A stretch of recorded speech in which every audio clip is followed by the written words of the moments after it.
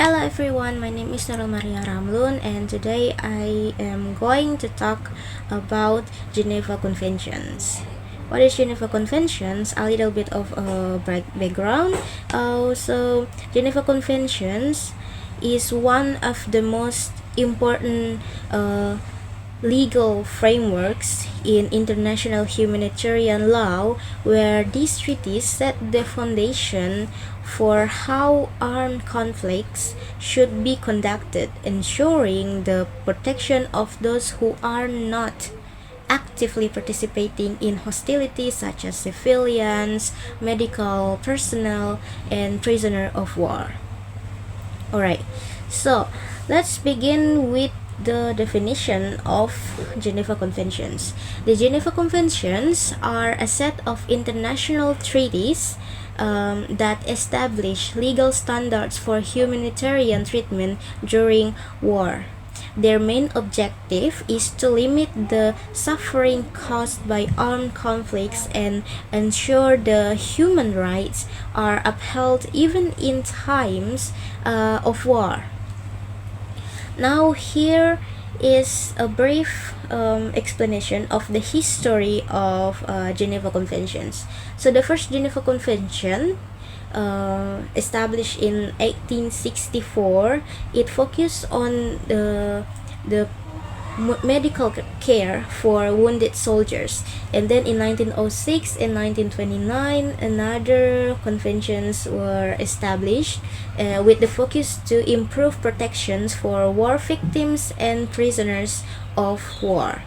In 1949, modern Geneva Conventions established after World War II, and it consists of 4 treaties.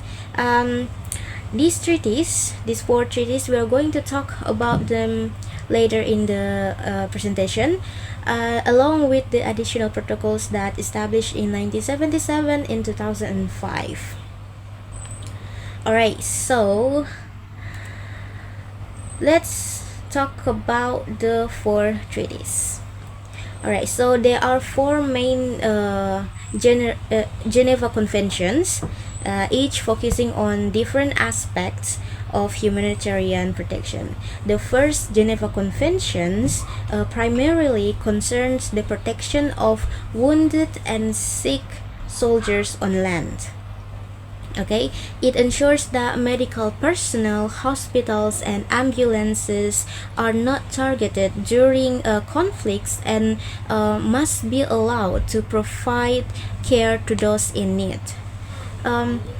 The second Geneva Convention, similar to the first one, however, these conventions focus on the naval area, the sea area.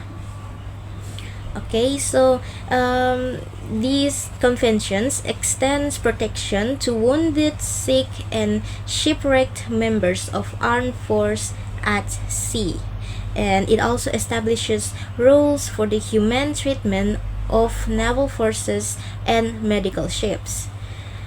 The third Geneva Convention focused on the treatment of prisoners of war. Alright, it outlines the rights of captured soldiers, ensuring they are treated with dignity, provided with medical care, and not subjected to torture or inhuman treatment. The last conventions, which is the fourth Geneva Conventions, focus on the protection of civilian persons in time of war.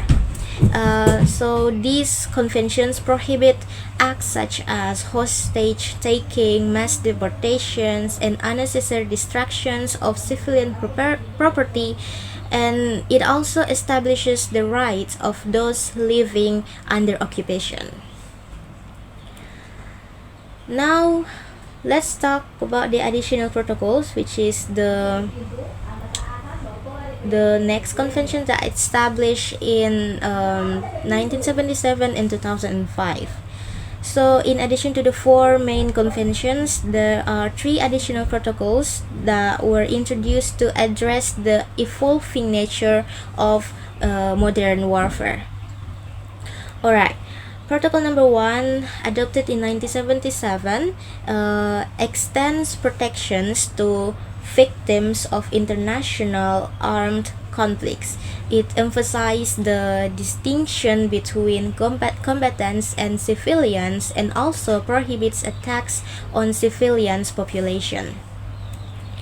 Protocol number 2, also adopted in 1977, relates to the protection of victims of non-international armed conflicts such as civil wars. This protocol strengthens protections for people affected by internal conflicts, ensuring that both sides uphold humanitarian principles. The last protocol, which is the protocol number 3, adopted in 2005, it introduces the red crystal as an additional emblem for humanitarian organizations, alongside the Red Cross and also the Red Crescent. This ensures that aid groups can operate in regions where religious or political activities or sensitivities may affect the use of traditional symbols. Alright, so that's all for the material. Let's conclude this presentation. So in conclusion, the Geneva Conventions remain a cornerstone of international humanitarian law, and it strives to protect those affected by war. While challenges in enforcement still exist, these treaties provide a crucial legal framework for holding violators accountable. Okay, so I think that's all for the presentation. Thank you so much for your time, and bye-bye.